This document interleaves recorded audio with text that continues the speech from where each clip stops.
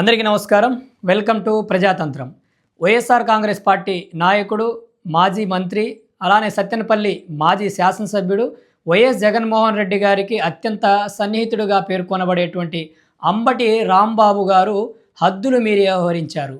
ఆయన నోటికి ఏదొస్తే ఆ విధంగా ఇష్టానుసారంగా విచ్చలవిడిగా ప్రస్తుత ఆంధ్రప్రదేశ్ రాష్ట్ర ముఖ్యమంత్రి, రాజకీయాల్లో అపర చాణక్యుడిగా తనకంటూ ఒక గొప్ప ఖ్యాతిని సంపాదించుకున్నటువంటి నారా చంద్రబాబు నాయుడు గారి మీద అవాక్కులు చెవాక్కులు పేరారు.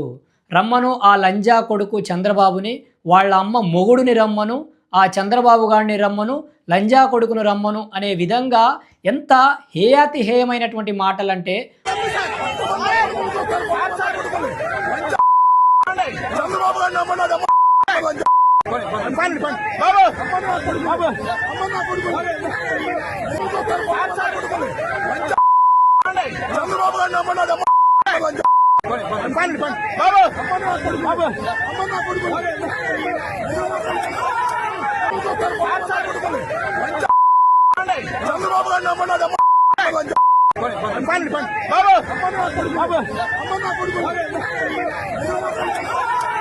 ఒక రాజకీయ నేతగా, ఒక మాజీ మంత్రిగా ఇంత నిస్సిగ్గుగా, ఇంత హేయాతిహేయంగా, కనీసం మర్యాద లేకుండా ఓ పబ్లిక్ ప్రదేశంలో ఉండి మాట్లాడుతున్నామనేటువంటి విచక్షణను కోల్పోయి అంబటి రాంబాబు గారు ఇంత ఘోరంగా మాట్లాడాడంటే అంత ఘోరంగా మాట్లాడాడు. ఏదైతే తిరుమల శ్రీవారి లడ్డూ ప్రసాదంలో కల్తీ నెయ్యికి సంబంధించినటువంటి వ్యవహారంలో రాష్ట్ర వ్యాప్తంగా అనేక నియోజకవర్గాల్లో, మరీ ముఖ్యంగా పల్నాడు జిల్లాలోని ప్రతి నియోజకవర్గంలో కూడా కల్తీ లడ్డుకు సంబంధించినటువంటి ఫ్లెక్సీలు ఏర్పాటు కాబడ్డాయి.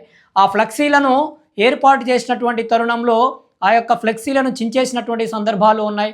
గుంటూరు నగరంలో కావచ్చు, ఇలా ప్రతి చోట కూడా ఈ యొక్క ఫ్లెక్సీలు వెలిశాయి. ఆ ఫ్లెక్సీలను తొలగించడానికి వెళ్ళినటువంటి అంబటి రాంబాబు గారికి తెలుగుదేశం పార్టీ నాయకులు, కార్యకర్తలు అడ్డుకున్నారు. ఈ తరుణంలో విచక్షణను కోల్పోయినటువంటి అంబటి రాంబాబు గారు సాక్షాత్తు ఆంధ్రప్రదేశ్ రాష్ట్ర ముఖ్యమంత్రి అయినటువంటి చంద్రబాబు నాయుడు గారి మీద ఇష్టం వచ్చినట్లు లంజా కొడక అనేటువంటి ఒక బూతు పదజాలంతో విరుచుకుపడ్డాడు.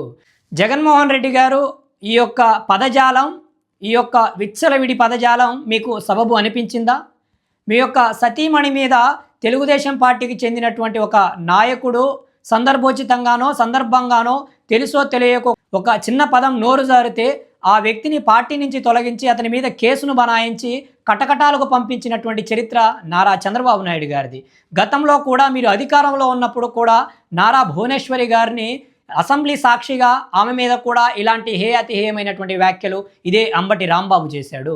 ఈరోజు మరి ఇలాంటి నాయకులను పెంచి పోషించి ఈ రాష్ట్రం యొక్క ఖ్యాతిని దిగజార్చాలనుకుంటున్నారా? ఈ రాష్ట్రాన్ని తిరోగమనం వైపు నడిపించాలనుకుంటున్నారా? మరి మీరేం భావిస్తున్నారో అర్థం కానటువంటి పరిస్థితి. నిజంగా మీరు ఒక పార్టీ అధినేతగా, ఒక క్రమశిక్షణ కలిగినటువంటి పార్టీ వైఎస్ఆర్ కాంగ్రెస్ పార్టీ గురించి గొప్పగా చెప్పుకుంటారు కదా. ఈరోజు అంబటి రాంబాబు అనేటువంటి ఒక ఆంబోతు మీద, ఒక మూర్ఖుడి మీద మీరు ఎటువంటి చర్యలను చేపట్టబోతున్నారో ఈ రాష్ట్ర ప్రజలందరూ వేచి చూస్తూ ఉన్నారు. నిజంగా రాజకీయాల్లో ఇలాంటి విపరీత బుద్ధి కలిగినటువంటి వ్యక్తులను మీరు స్వాగతించేటువంటి వ్యక్తా కాదా ఈరోజు మీరు తీసుకునేటువంటి చర్యలను బట్టి అర్థమవుతుంది. ఇంత హేయాతిహేయంగా మాట్లాడతారా? ఇంత విచక్షణను కోల్పోయి మాట్లాడతారా? ఇదా మనం సభ్య సమాజం ఏమనుకుంటుంది? మన చుట్టూ ప్రజలున్నారు, మన చుట్టూ అనేక మంది చూస్తున్నారనేటువంటి విచక్షణను కోల్పోయి నోటికి ఏదొస్తే అది మాట్లాడుతూ ఈ అంబటి రాంబాబు అనేటువంటి మూర్ఖుడు, ఈయనకు సంబంధించినటువంటి గంట అరగంట వ్యవహారం కూడా రాష్ట్ర ప్రజలందరూ చూశారు కదా. ఒక బాధ్యతాయుతమైనటువంటి రాజకీయ నాయకుడిగా, మాజీ మంత్రిగా పనిచేసినటువంటి వ్యక్తి ఇలాంటి పదజాలాన్ని ఉపయోగిస్తారా? సాక్షాత్తు ఆంధ్రప్రదేశ్ ముఖ్యమంత్రి వర్యులు నారా చంద్రబాబు నాయుడు గారి మీద అంబటి రాంబాబు గారు చేసినటువంటి వ్యాఖ్యలు ఏవైతే ఉన్నాయో వాటిని నేను తీవ్రంగా ఖండిస్తున్నాను. తక్షణమే వారు ఆంధ్రప్రదేశ్ రాష్ట్ర ముఖ్యమంత్రి వర్యులు నారా చంద్రబాబు నాయుడు గారికి క్షమాపణ చెప్పాలి. అలానే వైఎస్ఆర్ కాంగ్రెస్ పార్టీ కూడా అంబటి రాంబాబు మీద కఠిన చర్యలను చేపట్టాలి. లేకపోతే మీ పార్టీలో అందరూ ఇలాంటి వారే ఉన్నారు, మీ పార్టీ కూడా ఇలాంటి వారిని పెంచి పోషిస్తుందనేటువంటి సందేశం ఈ రాష్ట్ర ప్రజలకు వెళ్తుందనేది ఈ సందర్భంగా నేను జగన్మోహన్ రెడ్డి గారికి తెలియజేస్తా ఉన్నాను. అంబటి రాంబాబు కొంచెం ఒళ్ళు దగ్గర పెట్టుకో, నాలుక కూడా దగ్గర పెట్టుకొని మాట్లాడు. ఈరోజు నువ్వు మాట్లాడినటువంటి మాటలకు అక్కడ ఉన్నటువంటి తెలుగుదేశం పార్టీ నాయకులు, కార్యకర్తలు తిరగబడి ఉండుంటే ఈరోజు నీ పరిస్థితి ఏంటి? ఎవరిని రెచ్చగొట్టడం కోసం ఈ విధంగా వ్యవహరించావు? రాష్ట్రంలో అశాంతిని నెలకొల్పడం కోసం ఈ విధంగా వ్యవహరిస్తా ఉన్నావా, లేకపోతే కూటమి ప్రభుత్వం నన్నేం చేస్తుందనేటువంటి ధైర్యమా? కొంచెం ఒళ్ళు దగ్గర పెట్టుకొని, నాలుక దగ్గర పెట్టుకొని మాట్లాడు. సభ్య సమాజం చూస్తుంది ఏం మాట్లాడుతున్నావో. కొంచెం నీ నాలుకను జాగ్రత్త పెట్టుకొని నోరును అదుపులో పెట్టుకొని మాట్లాడు అంబటి రాంబాబు. ఇది సబబు కాదు, ఇది సరైనటువంటి విధానం కాదు. అలానే అంబటి రాంబాబు గారు చేసినటువంటి వ్యాఖ్యల మీద కూడా పోలీస్ వ్యవస్థ, పోలీస్ యంత్రాంగం సుమోటోగా తీసుకొని ఈయన మీద చట్టపరమైనటువంటి చర్యలను చేపట్టాలని కూడా నేను విన్నవిస్తున్నాను. అంబటి రాంబాబు, ఇది నీకు తగదు. నీ యొక్క వ్యవహారం ఈ రాష్ట్ర ప్రజలందరికీ తెలుసు.